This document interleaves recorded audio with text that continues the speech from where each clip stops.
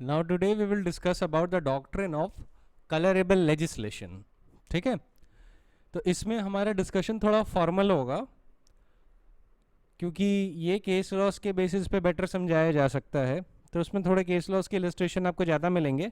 But एक इसमें मैं मेन केस समझाऊंगा, वो गजापति नारायण देव वर्सेस स्टेट ऑफ उड़ीसा का है। वो आप समझ लेंगे तो उसमें बेसिकली बहुत सारी चीज़ें कवर हो जाएंगी, पर basically I will take examples and illustrations from many cases. ठीक है, so let us discuss the doctrine of colorable legislation. Now the constitution distributes the legislative powers between the parliament and the state legislature, and they are required to act within their respective spheres. यहाँ तक तो आप जानते हैं. Often the question arises as to whether or not the legislature enacting the law has transgressed the limits of its constitutional powers. Such transgressions may be patent, manifest or direct, but it may also be disguised, covert और indirect.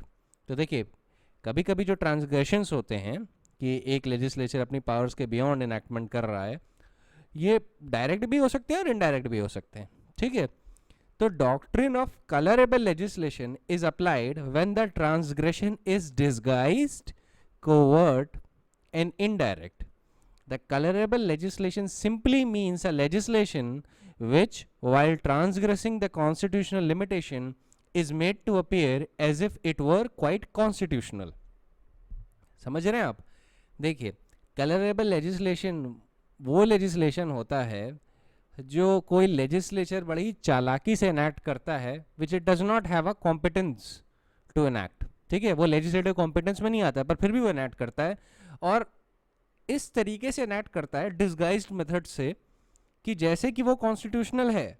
ठीक है, आप उसे पढ़ेंगे आपको लगेगा भी नहीं कि उसकी पावर के बियॉन्ड जा रहा है, लेकिन जब आप पूरी एक्ट को एज अ होल कंस्ट्रू करते हैं तो आप पाएंगे कि जो सब्जेक्ट मैटर है, जो लेजिस्लेशन है, वो कॉन्स्टिट्यूशनल लिमिटेशंस को ट्रांसग्रेस कर रहा है. तो ये जो बड़ी चालाकी से, कोवर्ट, छुपे हुए तरीके से और इनडायरेक्ट मेथड से जो ऐसे लेजिस्लेशंस पास किए जाते हैं which transgress the constitutional limitations and is made to appear as it were constitutionals, ऐसे लेजिस्लेशन को हम लोग कहते हैं कलरेबल लेजिस्लेशन. ठीक है, let me quote a case. Narayan Dev versus state of Orissa, AIR 1953, supreme court, page number 375. इस case को अभी हम बाद में थोड़ा और डिटेल में भी डिस्कस करेंगे, पर इसका एक मेन पॉइंट जानिए. इस केस में सुप्रीम कोर्ट ने बोला था कि if the law enacted by the legislature is found in substance and in reality beyond the competence of the legislature enacting it, it will be ultra vires and void, even though it apparently purports to be within the competence of the legislature enacting it. It is the substance of the act that is material and not merely the form or outward appearance. This doctrine is based on the maxim that what cannot be done directly, that cannot be done indirectly. It is also characterized as a fraud on the Constitution because no legislature can violate the Constitution by employing an indirect method. ये जो मैंने para अभी आपको read किया है, ये बहुत important है, नोट डाउन कर लीजिएगा. कलरेबल लेजिस्लेशन पे जब भी क्वेश्चन आता है आपको ये लिखना ही लिखना है. ठीक है, अब कलरेबिलिटी का जो इशू है, it is bound up with the incompetency, और इसका बैड फेथ या इविल मोटिव से कोई लेना देना नहीं होता, इसका इनकॉम्पिटेंसी से लेना देना होता है. ठीक है, कि लेजिस्लेचर इनकॉम्पिटेंट है, चाहे जितना अच्छा मोटिव हो लॉ एनैक्ट करने के लिए, चाहे जितना बुरा मोटिव हो. लेजिस्लेशंस को मोटिव के बेसिस पे चैलेंज नहीं किया जा सकता, मैं आपको पहले ही बता चुका हूं. कलरेबिलिटी का जो इशू होता है ये कॉम्पिटेंसी से रिलेट करता है. ठीक है, अगर लेजिस्लेचर इनकॉम्पिटेंट है उस लॉ को एनैक्ट करने के लिए, and yet it enacts in an indirect method, in a covert or disguised way, then that would be a colorable legislation. ठीक है, तो ध्यान रखिएगा ये जो चीज़ें हैं ये कॉम्पिटेंसी से रिलेट करते हैं. लेजिस्लेचर्स की एक्ट को कॉम्पिटेंसी के ग्राउंड पे चैलेंज किया जा सकता है. ये एग्जीक्यूटिव के जो ग्राउंड्स होते हैं ना, नॉन एप्लीकेशन ऑफ माइंड, ये क्या कहते हैं, evil motives etcetera etcetera, malice, इन सारी चीज़ों पे आप नहीं चैलेंज कर सकते लेजिस्लेटिव एक्ट्स को. ठीक है, तो इस बात का ध्यान रखिएगा. मैं काफ़ी बार पहले भी बता चुका हूँ लेकिन फिर भी. सो a thing is colorable which in appearance only and not in reality what it purports to be. The court will look into the true nature and the character of the legislation, and for that its object, purpose, or design to make a law on a subject is relevant and not its motive. The propriety, expediency, and the necessity of a legislative act are for the determination of the legislative authority and are not for the determination by the courts. याद रखिएगा. तो मान लीजिए अगर कोई आदमी बोले, for example latest burning issue है CAA, सिटीजनशिप अमेंडमेंट एक्ट, तो कोई बोले कि भाई क्या ज़रूरत थी इस लॉ को अभी लाने के लिए, क्या नेसेसिटी थी, क्या एक्सपीडियंसी थी, आप इसको कोर्ट में चैलेंज नहीं कर सकते. ठीक है, भूल जाइए. Court will not at all entertain that question because legislatures की एक्ट को propriety, expediency या necessity के grounds पे भी चैलेंज नहीं किया जा सकता. Supreme Court has very categorically held this in T. Venkaiah Reddy versus State of Andhra Pradesh, AIR 1985, Supreme Court, page number 724. तो हम motive, evil motive, propriety, expediency या necessity, इन सारे grounds पे आप courts में चैलेंज नहीं कर सकते legislative acts को. Legislative acts को किन grounds पे चैलेंज किया जा सकता है? सिर्फ इनकॉम्पिटेंसी के ग्राउंड्स पे. ठीक है, फिर एक और चीज का ध्यान रखिएगा.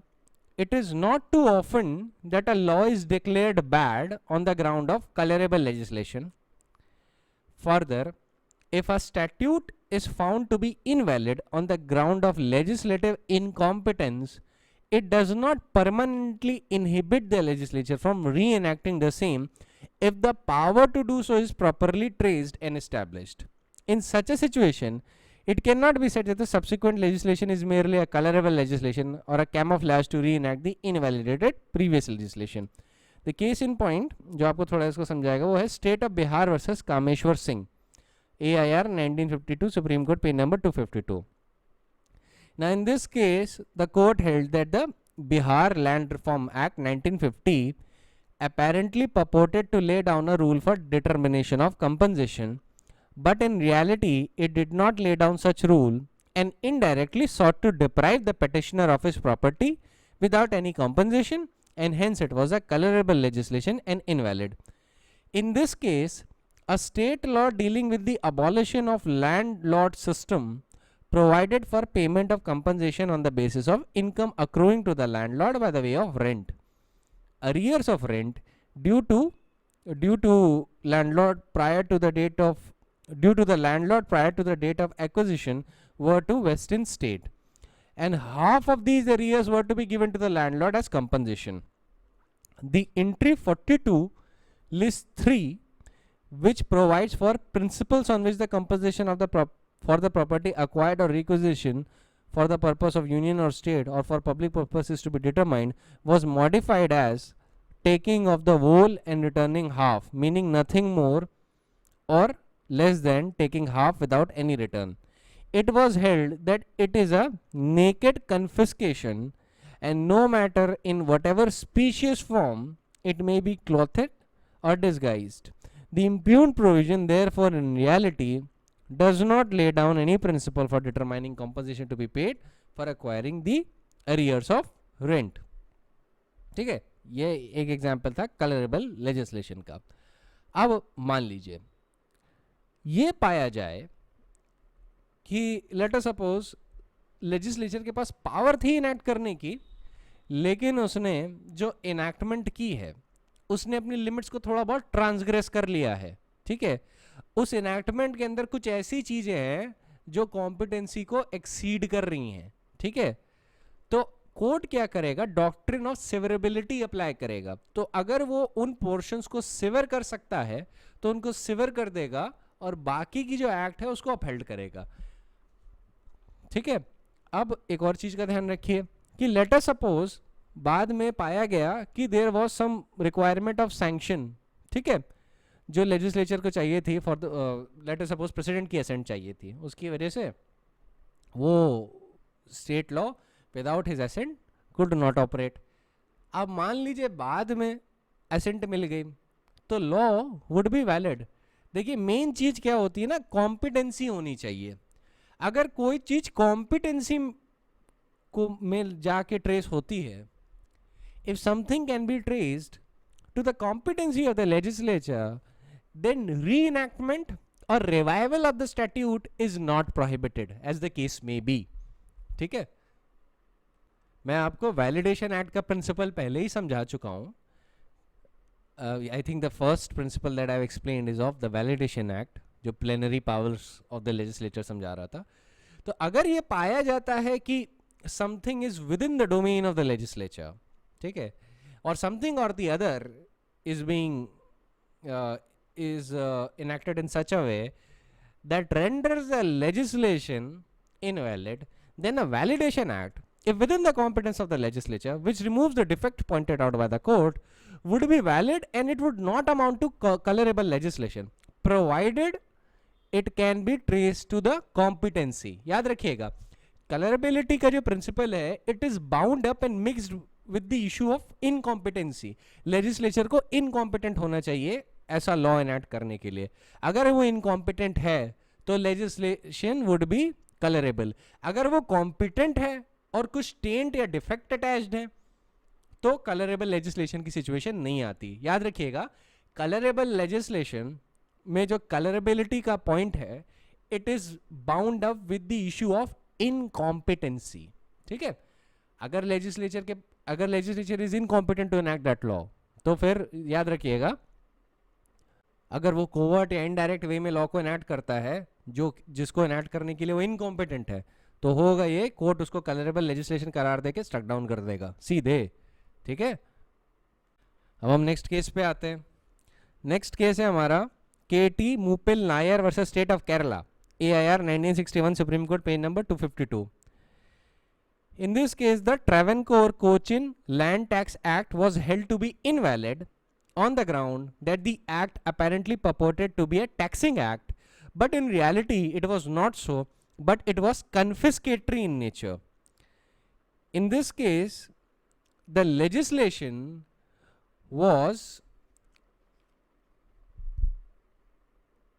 held to be a colorable legislation because the legislature sought to do indirectly what it couldn't do directly. ठीक है, याद रखिएगा, जो प्रिंसिपल आप कहीं भी पढ़े, जो मैक्सिम है ना, what one cannot do directly that cannot be done indirectly, ये कलरेबल लेजिस्लेशन से रिलेट करता है. ठीक है, ऐसा अक्सर सवाल आता है कि ये मैक्सिम किससे रिलेटेड है, सो बी वेरी पर्टिकुलर. अब हम एक दूसरे केस पे आते हैं. ये है KC Gajapati Narayan Dev versus state of Orissa, AIR 1953, supreme court, page number 375.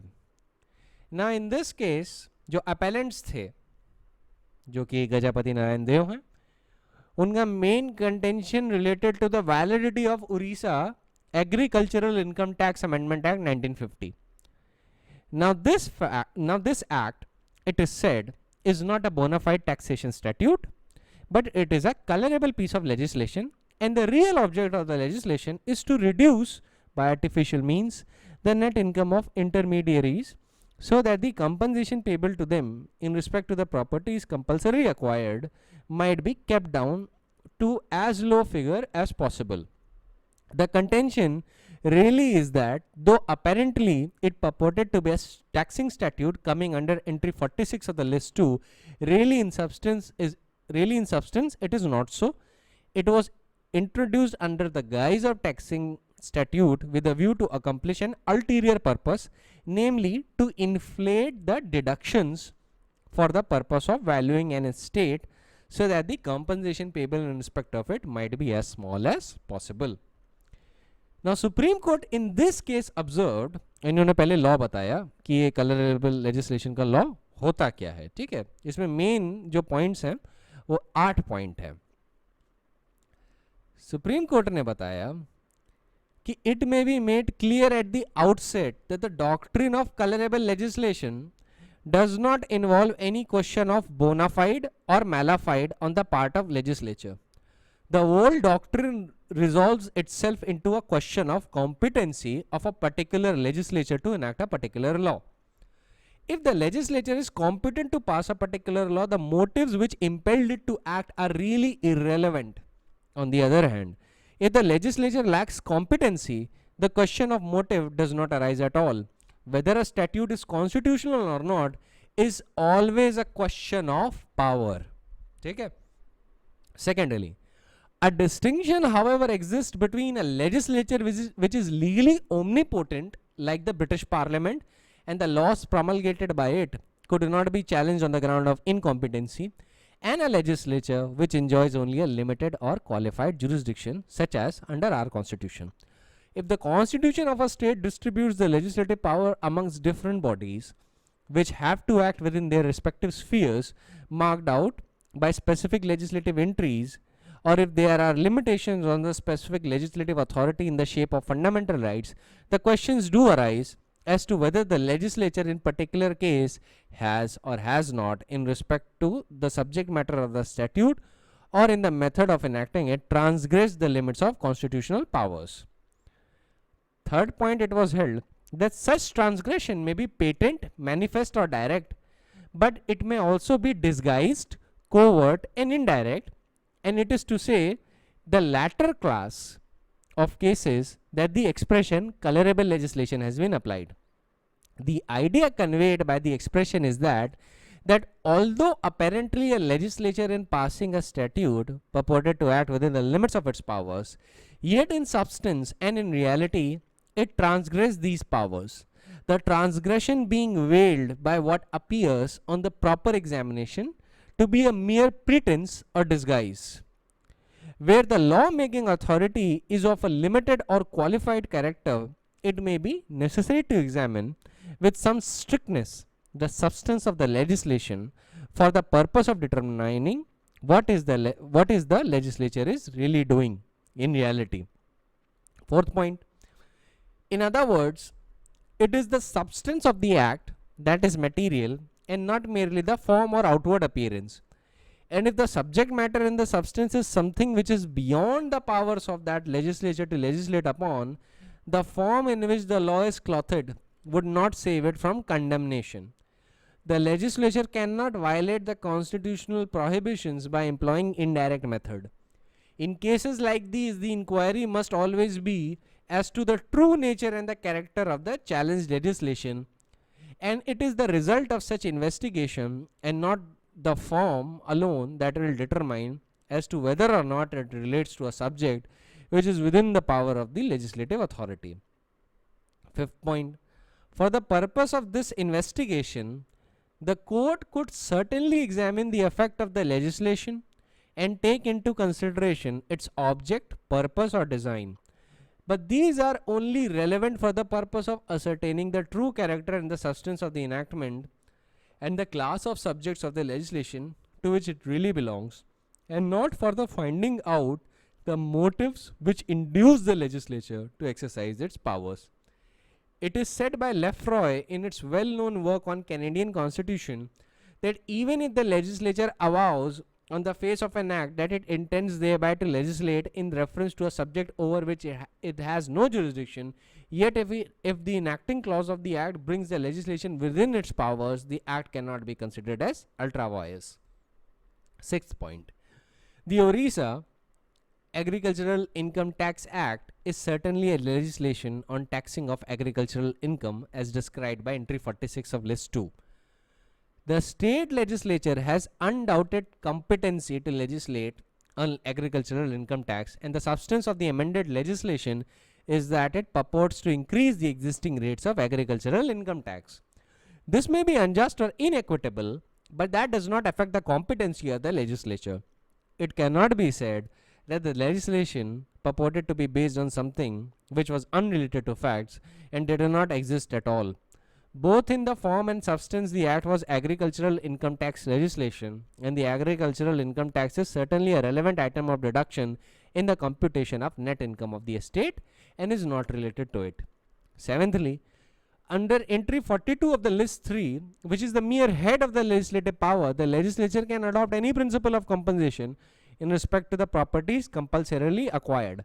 Whether the deductions are large or small, inflated or deflated, they do not affect the constitutionality of the legislation under this entry. Eighth point, as we have already said, the question of motive does not really arise in such a case. It may appear on the scrutiny that real purpose of legislation is different from what it appears on the face of it, but it would be a colorable legislation only if it is shown that the real object is not attainable by the reason of any constitutional limitation or that it lies within the exclusive field of another legislature. Then the court held that the result is that Orissa Agricultural Income Tax Act 1950 could not be held to be a piece of colorable legislation and as such cannot be held to be invalid.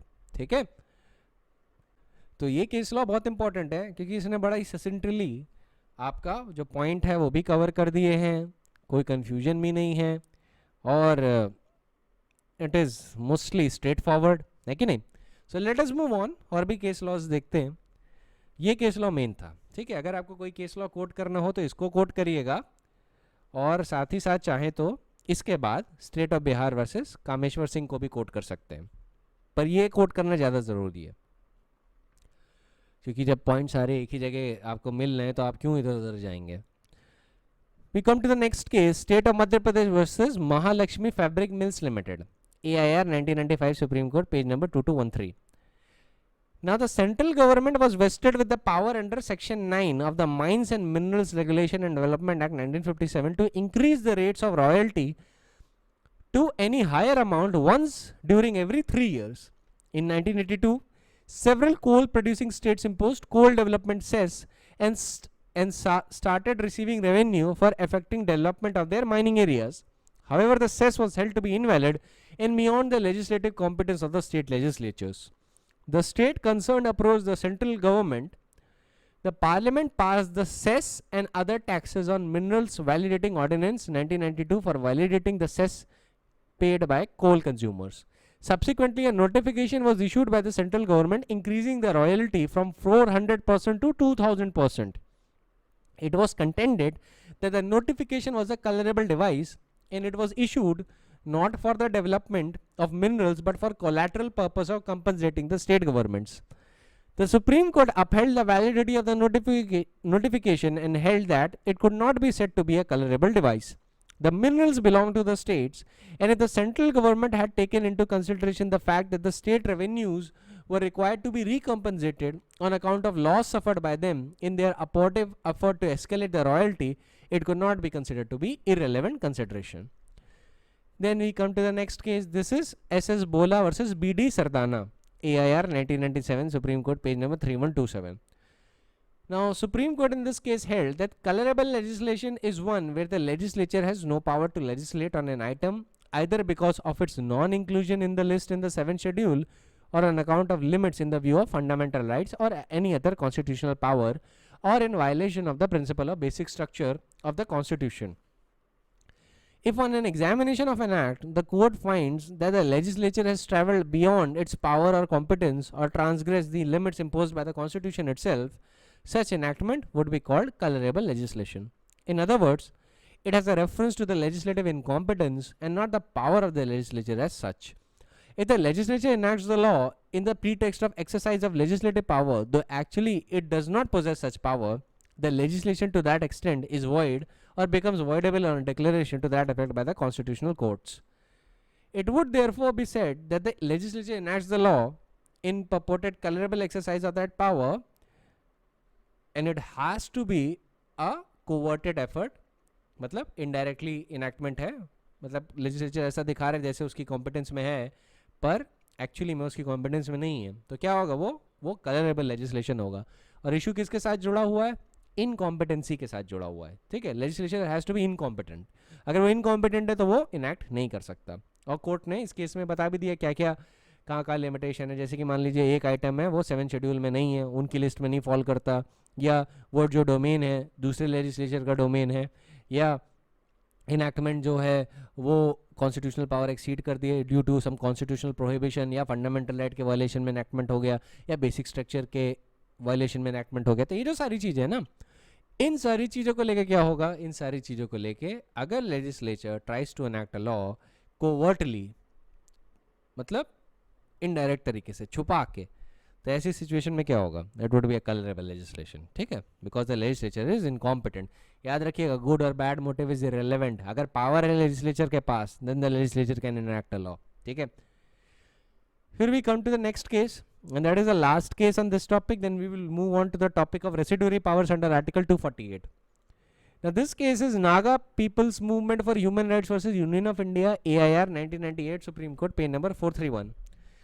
The Supreme Court in this case rejected the argument that the Armed Forces Special Powers Act 1958 enacted by the Parliament is a colorable piece of legislation. Supreme Court observed, ultimately the issue boils down to the question whether the legislature has competence to enact the legislation, because if the impugned legislation falls within the competence of the legislature, the question of doing something indirectly which cannot be done directly does not arise. The real purpose of the legislation may be different from what appears on its face, but it would be a colorable piece of legislation only if the real object is not attainable by the legislature because it lies beyond its ambit. The impugned act has been held to be related to entry 2 list 1 as well as residuary powers of parliament under article 248 read with entry 97 of the list 1. अब हम आ जाते हैं residuary powers के topic पे, ठीक है. Important doctrines आपके लेजिस्लेटिव रिलेशंस में मैं समझाता चल रहा हूँ. Now we come to the article 248. Now let us read article 248. What does it say? It says that subject to article 246A, Parliament has exclusive power to make any law with respect to any matters not enumerated in concurrent list or state list. Such power shall include the power of making any law imposing a tax not mentioned in either of those lists. बड़ी छोटी सी बात करता है, लेकिन लोगों को ना residual power को लेके कंफ्यूजन है, और कंफ्यूजन क्या है, वो एक लैक ऑफ नॉलेज की बात है. तो उसके लिए मैं केस लॉस के थ्रू ही कंफ्यूजन दूर किए देता हूँ. But before that I want to just explain to you that article 248 and entry 97 list 1 assign residuary power of legislation exclusively to union parliament. If no entry in any of these three lists covers a piece of legislation, then it must be regarded as a matter not enumerated in any of these three lists and belonging exclusively to the parliament. By virtue of article 248, the parliament has exclusive power to make any law with respect to any matter not enumerated in either list 2 or list 3, and for this purpose and to avoid any doubt, entry 97 has also been included in list 1. In other words, the scope and extent of article 248 is identified with that of entry 97 list 1. ये supreme court ने कहा था Hari Krishna Bhargava versus union of India AIR 1966 supreme court page number 619 में. पर अभी यहीं ठहरे रहिएगा. Union of India versus HS Dhillon का मेन केस है, और उसी केस को आपको याद रखना है. आप देखिए सुप्रीम कोर्ट का व्यू कैसे बदलता है इस पॉइंट पे, इसीलिए पॉइंट पहले बताना जरूरी था, क्योंकि इस केस लॉस की वजह से थोड़ा बहुत कंफ्यूजन शुरू हुआ था. अब आगे बताता हूं. The scope of residuary powers is restricted as the three list covers all possible subject matters, and because of court's interpretation as to a matter falls under residuary powers or not, its scope is generally considered to be not very wide. The rationale behind such powers is to enable the parliament to legislate on any subject which has escaped the scrutiny of the house and the subject which is not recognizable at present. Thus it enables the parliament to make laws on subject matters which has come up with the advancement of the society. However, the framers of the constitution intended that recourse to residuary power should be the last resort and not the first step. Residuary power is a well-known convention in federal constitutions. In United States and Australia, such powers are vested in the states, while in Canada, in the center. Nevertheless, residuary powers are criticized as they promote a strong center and curb the autonomy of the court. Generally क्या होता है, if no field of legislation has been allotted either to the parliament and state legislature, and therefore if a law made by parliament is challenged on the ground that it is beyond its legislative competence, it is enough to inquire if it is with the respect to any matters enumerated in state list, and if it is not so, no further question arises. क्यों? क्योंकि अगर वो law किसी constitutional limit को violet नहीं कर रहा है और सिर्फ आप इसी ग्राउंड पे चैलेंज कर रहे हैं कि पार्लियामेंट के पास कॉम्पिटेंस इसलिए नहीं है क्योंकि किसी भी इंट्रीज में नहीं फॉल कर रहा, तो कोर्ट सीधे कह देगा कि आप एंट्री 1 और कॉन्करेंट लिस्ट को पढ़ने की जरूरत नहीं है, क्योंकि आपको सिर्फ लिस्ट 2 देखिए. अगर लिस्ट 2 के किसी भी मैटर में नहीं जा रहा है तो ऑटोमेटिकली जुरिसडिक्शन पार्लियामेंट के पास होता है. क्यों? क्योंकि भाई मान लीजिए कॉन्करेंट लिस्ट में भी नहीं फॉल किया, यूनियन लिस्ट में भी नहीं फॉल किया, तो रेसिडुअल मैटर में चला जाएगा, और अगर कॉन्करेंट लिस्ट में फॉल कर गया तो भी पार्लियामेंट के पास जुरिसडिक्शन है, और यूनियन लिस्ट में फॉल कर गया तो भी पार्लियामेंट के पास जुरिडिक्शन है। तभी उस सेंस में सुप्रीम कोर्ट कह रहा है you just inquire, you just look at state list और देखें कि क्या वो उस मैटर में है जो स्टेट लिस्ट में है। अगर वहां पे नहीं है, स्टेट लिस्ट के किसी भी मैटर में नहीं फॉल कर रहा पार्लियामेंट का लेजिस्लेशन, तो कोई भी आगे का सवाल अराइज ही नहीं होता, ठीक है। क्योंकि parliament can combine its power under an entry in the union list or concurrent list and the residuary power under article 248 if it so wishes. ये भी बहुत इंपॉर्टेंट है आपके लिए समझना, ये जो एंट्रीज है ना, ये कंबाइन भी की जा सकती हैं बाय द लेजिस्लेचर। एक ही इनैक्टमेंट हो सकता है 4 या 5 एंट्री से डील कर रहा हो या more, it can deal with multiple entries. So the entries can be combined and the parliament specially has the power to combine an entry in the union list with the concurrent list and also the legislative power. अब हम सीधे आ जाते हैं union of India versus HS. Dhillon के case में, AIR 1972 supreme court page number 1061। In this case, इस case को बहुत ध्यान से सुनिएगा, ठीक है, क्योंकि ये इतनी कॉमन कंफ्यूजन है जो आपको इसी केस के पढ़ने के बाद खत्म होगी। And it is a judgement rendered by constitutional bench. इस केस को बहुत ध्यान से सुनिएगा और उसको याद करिएगा। In this case, the issue was that whether the parliament has legislative competence to pass a wealth tax act imposing wealth tax on the assets of a person in agricultural land. The Wealth Tax Act 1957 was amended by Finance Act 1969 to include the capital value of the agricultural land for the purpose of computing the net wealth. The relevant entries in this case were entry 86 list 1, which includes taxes on capital value of the assets exclusive of agricultural land, ठीक है, and entry 49 of list 2, which includes taxes on lands and building, and entry 97 of the list 1. अब यहाँ पे overlapping हो रहा था इस legislation में, कई एंट्रीज में फॉल कर रहा था, तो उसको लेके मेजर कंटेंशंस अराइज हो रहे थे। तो मेजर क्वेश्चंस क्या थे सुप्रीम कोर्ट के सामने? Now the question arose for consideration in this case that were, first, whether the scope and extent of Article 248 should be identified with entry 97, कि जो स्कोप है आर्टिकल 248 का उसको क्या एंट्री 97 की लिमिट्स में रखा जाए। Secondly, whether the subject matter of entry 97 by virtue of the words any other matter not enumerated in list 2 or 3 is inclusive of the subject matter of entry 1 to 96. High court ने held किया कि जो finance act है, जो जिसने wealth tax act को amend किया है, it was beyond the legislative competence of the parliament. और मैटर आया सुप्रीम कोर्ट के सामने। यूनियन ऑफ इंडिया ने आर्ग्यू किया सुप्रीम कोर्ट के सामने that the impugned act is not a law with respect to any entry including an entry in list 2. If this is so, it must necessarily fall within the legislative competence of the parliament under entry 86 read with entry 97 or entry 97 by itself read with article 248 of the constitution. देखिए ये argument चल रहा है, ये आपने पहले case law में भी सुना था। The words exclusive of agricultural land in entry 86 could not cut down the scope of entry 97 or article 248 of the constitution. अब रिस्पोंडेंट का क्या सबमिशन था? The submission of the respondent on the other hand was that it was the scheme of the constitution to give state exclusive power to legislate in respect of agricultural land or income on agricultural land and taxes thereon. In this context, the object and effect of specially excluding agricultural land from the scope of entry 86 was also to take it out of the ambit of entry 97 of list 1 and article 248.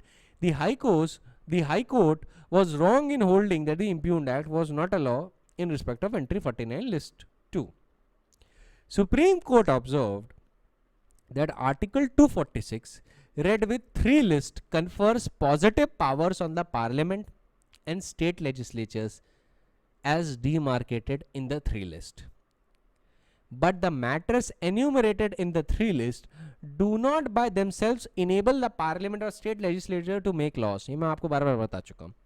Supreme Court continues and says that the residuary powers are conferred exclusively on the parliament by article 248. Now there is a difference between entry 97 of the list 1 and article 248. As entry 97 indicates only the subject matter, while article 248 is an enabling provision and enables the parliament to make the law. Now the court observed some points which I'll narrate to you, very important. Article 246 clause 1 provides that notwithstanding anything in clauses 2 and 3 of this article, the parliament has exclusive power to make laws with respect to list 1 or the union list, and there are 97 subjects or entries in list 1. Reading Article 248 in context of Article 246 Clause 1, it is logical to construe that there is no overlapping between the two and the ambit of Article 248 is distinct. Otherwise, Article 248 would become superfluous or unimportant as entry 97 of the list 1 could have taken care of the residuary powers. तो supreme court कह रहा है कि constitution ने अलग से article बना के रखा है रेसिडुअरी पावर का, इसका मतलब है कि इसका स्कोप अलग है, क्योंकि अगर एंट्री 97 से ही रेसिडुअरी पावर कंप्लीट हो रही होती तो आर्टिकल 248 तो अनइम्पोर्टेंट हो जाएगा, सुपरफ्लुअस हो जाएगा.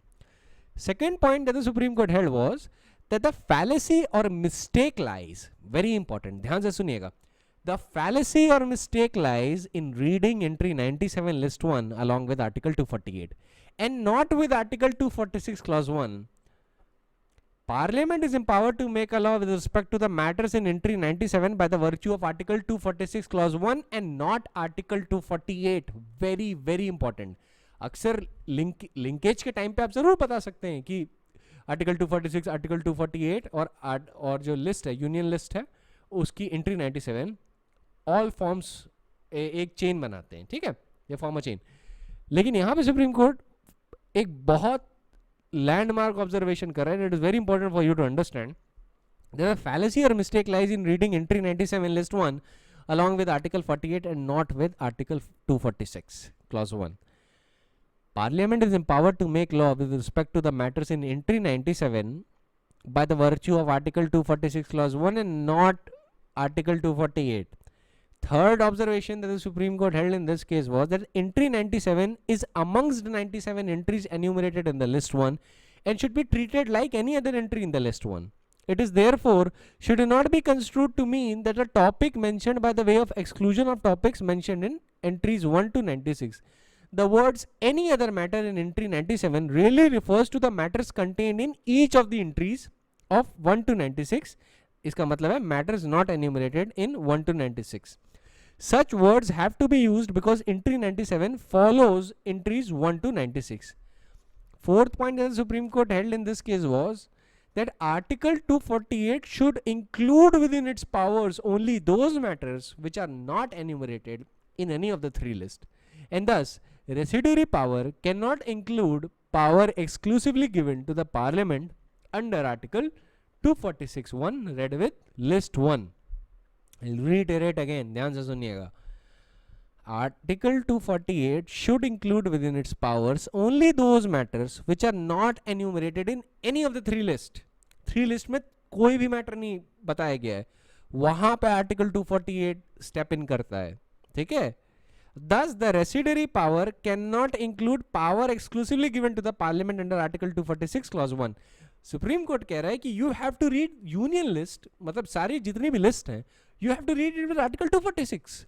और 246 में जब हम यूनियन लिस्ट के बारे में बात कर रहे हैं तो एंट्री 97 जो है, जिसको हम कहते हैं डील्स विद रेसिडुअल मैटर, उसको तो लेके लेजिस्लेशन तो आप 246 से रिलेट करेंगे ना. 248 वहां आता है जब मैटर किसी भी लिस्ट में इंक्लूडेड नहीं है, it is not enumerated in any of the three list, and this residuary power can not include power exclusively given to the parliament under article 246(1).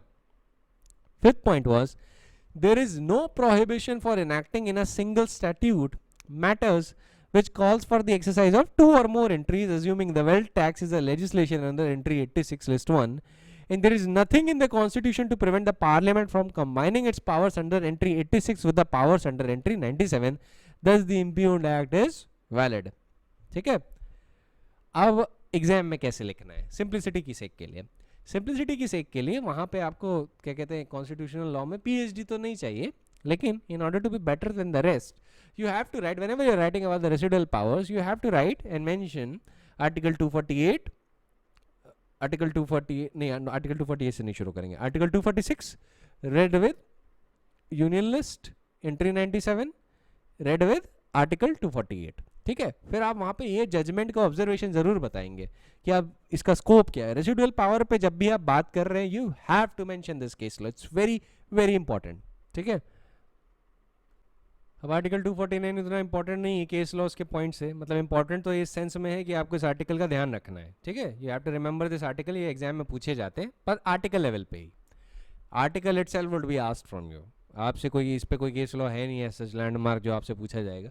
अब ये क्या कहता है, it talks about the power of the parliament to legislate with respect of a matter in the state list and national interest. It says that notwithstanding, मतलब notwithstanding का क्या मतलब, it's a non obstante clause, notwithstanding anything in the foregoing provision of this chapter, if the council of state मतलब Rajya Sabha declares a resolution supported by not less than 2/3 of the member present and voting that it is necessary and expedient in the national interest that the parliament should make laws with respect to GST provided under article 246A or any matter enumerated in state list specified in the legislation, specified in the resolution, then it shall be lawful for the parliament to make the laws for the whole or any part of the territory of India with respect to that matter while the resolution remains in force। अब जो resolution है 1 साल तक के लिए force में रहेगा, पर रेजोल्यूशन को रिन्यू भी किया जा सकता है, ठीक है। You can read clause 2 and the proviso yourself, और आपको थोड़ी थोड़ी चीज़ों का ध्यान रखना चाहिए कि इसमें कब सीज हो जाएगा और सीज होने के बाद जो लॉ है कितने वक्त के लिए फोर्स में रहेगा। तो उसमें 6 months और 1 year का पीरियड ध्यान रखिएगा कि एक वक्त में एक ही बार के लिए फोर्स में रहता है, और उसको जो रेजोल्यूशन है वो फिर से अगर पास होता है तो फिर 1 year के लिए वो फोर्स में आ जाएगा। तो ऐसे उसको बार बार ईयरली बेसिस पे, अगर मान लीजिए इसको बहुत लंबे टाइम के लिए कंटिन्यू करना है तो राज्यसभा को ईयरली बेसिस पे ये रेजोल्यूशन पास करना पड़ेगा उतनी ही मेजॉरिटी के साथ। सिमिलरली इस बात का ध्यान रखिएगा, क्लॉज 3 क्या कहता है कि अगर पार्लियामेंट स्टेट लिस्ट पे क्योंकि लेजिस्लेट कर रही है, जो कि उसके पास अथॉरिटी नहीं है यूजुअली लेजिस्लेट करने की, accept in accordance with article 249, है ना, और फिर आर्टिकल 250 भी इस बारे में बात करेगा। Let's us just stay on article 249। तो आर्टिकल 249 में यूजुअली पार्लियामेंट को एक स्पेशल पावर दी जा रही है कि अगर राज्यसभा ने आपको एम्पावर कर दिया 2/3 of the majority present in voting and a resolution is passed to that effect that the parliament in national interest should legislate on the matters which is enumerated in the state list, then the parliament is so empowered to legislate with the matters which are enumerated in the state list, which usually belongs to the exclusive domain of the state legislatures। Clause 3 को लेके एक बात का ध्यान रखिएगा कि जो कोई भी जो लॉ है जो पार्लियामेंट ने बनाया है इस आर्टिकल के अंदर, तो it would to the extent of incompetency cease to have effect on the expiration of 6 months after the resolution has ceased to be in force। तो इसमें आपको ना केस लॉस नहीं है, इसमें मेन आपको आर्टिकल 249 का as it is bare text level पे ध्यान रखना है। आपसे ये आर्टिकल एज इट इज पूछा जाएगा, स्पेशली टाइम पीरियड, कितनी मेजॉरिटी चाहिए, कौन पास कर सकता है, तो आपको पता है 2/3 of the members present and voting, resolution कौन पास करेगा, राज्यसभा, ठीक है। आर्टिकल 249 को कभी कभी ऐसे पूछ लिया जाता है कि अच्छा ये नेशनल इंटरेस्ट से रिलेट करता है या इमरजेंसी से रिलेट करता है, क्योंकि इसकी जस्ट बाद वाला आर्टिकल ना इमरजेंसी से रिलेट करता है। तो आर्टिकल 250 पे आ जाते हैं, वो भी कुछ ऐसी ही बात करता है, पर वो इमरजेंसी के कॉन्टेक्स्ट में। वो कहता है कि notwithstanding anything in this chapter, parliament while a proclamation of emergencies in operation have the power to make laws for whole or any part of the territory of India with respect to GST under article 246A or any matters enumerated in state list।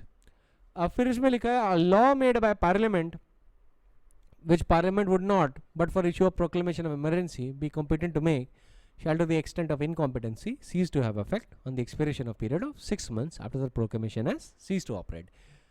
अब emergency को लेके जो main provisions हैं वो आपके article 352 से लेके 360 है, ठीक है। वो लेजिस्लेटिव रिलेशंस के बाद नेक्स्ट टॉपिक होगा, तो उसको आपको इंटरलिंक करना होगा, आपको आर्टिकल 250 वहाँ से इंटरलिंक करना होगा, ठीक है। नेक्स्ट टॉपिक उस पर आएंगे, अभी लेजिस्लेटिव रिलेशन में थोड़ा बचा है, थोड़ा नहीं बस, इसमें एक और मेन आर्टिकल है, इस पर केस लॉज है, उसके बाद we can move on to emergency. अब हम आ जाते हैं आर्टिकल 251 पे, that is inconsistency between the laws made by parliament, article 249 and 250 and the laws made by the legislature of the state. अब ये नथिंग से शुरू होता है। नथिंग क्या है, जब भी आप पढ़ते हैं ना किसी टेक्स्ट में या स्टैट्यूट में, nothing it is a saving clause, ठीक है। Legally speaking it is a saving clause, ये बचा रहा है, ये ओवरराइड नहीं कर रहा है, it is saving it from something. So किससे सेव कर रहा है, ये आर्टिकल 249 और 250 के इफेक्ट से सेव कर रहा है। तो ये कहता है nothing in article 249 and 250 shall restrict the power of the legislature of a state to make any law which under this constitution it has power to make, but if the provision of law made by legislature of the state is repugnant to any provision of the law made by the parliament which parliament has under the either of the said articles power to make, the law made by the parliament, whether passed before or after the law made by legislature of the state, shall prevail, and the law made by the legislature of the state shall to the extent of repugnancy, but so long as the law made by parliament continues would be inoperative. यहाँ पर inoperative शब्द का use किया है, तो law क्या हो जाता है, वो ऑपरेट नहीं करेगा। जब पार्लियामेंट मान लीजिए नेशनल इमरजेंसी में या प्रोक्लेमेशन ऑफ इमरजेंसी या नेशनल इंटरेस्ट में लेजिस्लेट कर रही है, as in the case of article 249 and 250, और मान लीजिए स्टेट का लॉ है, उस पॉइंट से डील करता है, या स्टेट ने उन मैटर्स पे लेजिस्लेट किया है जो उसके पास कॉम्पिटेंसी है। अब वो जो लॉ उसने लेजिस्लेट किया है वो पार्लियामेंट के लॉ से कॉन्फ्लिक्ट में है, और पार्लियामेंट के कौन से लॉ से कॉन्फ्लिक्ट में है, जो कि पार्लियामेंट ने आर्टिकल 249 और 250 के इफेक्ट से पास किया है। तो ऐसे में क्या होगा, ऐसे में जो स्टेट का लॉ है वो इनऑपरेटिव हो जाएगा जब तक parliament is empowered to legislate in context of article 249 and 250। एक बार पार्लियामेंट की जो पावर है आर्टिकल 249 या 250 के हिसाब से सीज हो गई, क्योंकि उसमें लिमिटेड पीरियड्स है, इमरजेंसी अनलिमिटेड टाइम के लिए नहीं हो सकती, वैसे ही आपका आर्टिकल 249 भी आपको रिन्यू करते रहना होगा, है ना। तो ऐसी सिचुएशन में क्या होगा, ऐसी सिचुएशन में जो स्टेट का लॉ है वो इनऑपरेटिव होगा जहां पे रिपग्नेंसी है, मतलब आपस में कन्फ्लिक्ट है। कन्फ्लिक्ट नहीं है तो दोनों ही लॉ ऑपरेट करेंगे, लेकिन अगर कन्फ्लिक्ट है तो just in the case of article 249 and 250 state का जो लॉ है वो इनऑपरेटिव होगा। देखिए इनऑपरेटिव शब्द का यूज यहीं पे हुआ है आपका, ठीक है, क्योंकि जब आप वो पढ़ेंगे आर्टिकल 248 कह रहे हैं 254, तो वहां पे लॉ वॉइड हो जाएगा, है ना, उस पे केस लॉज है, आर्टिकल 254 पे केस लॉज है। वैसे ही आपका आर्टिकल 252 है जो बे टेक्स्ट के लेवल का है, इस पे ज़्यादा एलैबोरेट करने की ज़रूरत नहीं है, क्योंकि आपको इसको एज इट इज़ पढ़ना है, there is nothing that can be elaborated upon it. यही है कि power of the parliament to legislate for 2 और more states by the consent and adoption of legislation by any other state. अब अगर दो legislatures को लगता है कि कोई भी मैटर्स जो हैं जिस पे पार्लियामेंट के पास पावर टू मेक लॉज नहीं है, मतलब स्टेट लिस्ट का मैटर है, लेट अस सपोज, ठीक है, parliament usually does not have the power accept in the case of article 249 250। अब उनकी भी सिचुएशन अभी नहीं है, तो दो स्टेट चाहें तो वो पार्लियामेंट को by passing a resolution empower कर सकते हैं that they pass a law with respect to that matter that has been passed by the state legislature in their resolution, ठीक है। अब याद रखिएगा जो पार्लियामेंट की एक्ट है जो आर्टिकल 252 में पास हो रही है, यहाँ पे जो एक्ट है उसको अडॉप्ट किया जा सकता है, पर स्टेट जो है पार्लियामेंट की एक्ट को रिपील या अमेंड नहीं कर सकता, ठीक है। It can adopt it but it can not amend or repeal it. It can only, parliament की act can only be amended or repealed by parliament alone. फिर आर्टिकल 253 है legislation with giving effect to international agreements, parliament के पास exclusive power है, ये अक्सर पूछा जाता है, ठीक है। तो देखिए आर्टिकल 249 से आपके आर्टिकल 253 तक बेयर टेक्स्ट है, आपको बेयर टेक्स्ट पढ़ना है, ठीक है। That's why I am not elaborating much on it, इस पर कुछ ज़्यादा एलैबोरेट करने वाला है ही नहीं, इसलिए मैं एलैबोरेट नहीं कर रहा। तो उसको पढ़ लीजिएगा, क्योंकि आपसे आर्टिकल एज इट इज पूछा जाएगा, आपसे इस पर केस लॉज नहीं पूछे जाएंगे, ठीक है, मोस्टली केस लॉज है ही नहीं इस पर, तो आपसे वो पूछा ही नहीं जाएगा। मोस्टली केस लॉज कहाँ है, आर्टिकल 254 पे, उस पर हम बात करेंगे नेक्स्ट लेक्चर में, ठीक है। So it will take one more lecture for legislative relation to be completely finished. So that is it for today, and I will see you in the next lecture.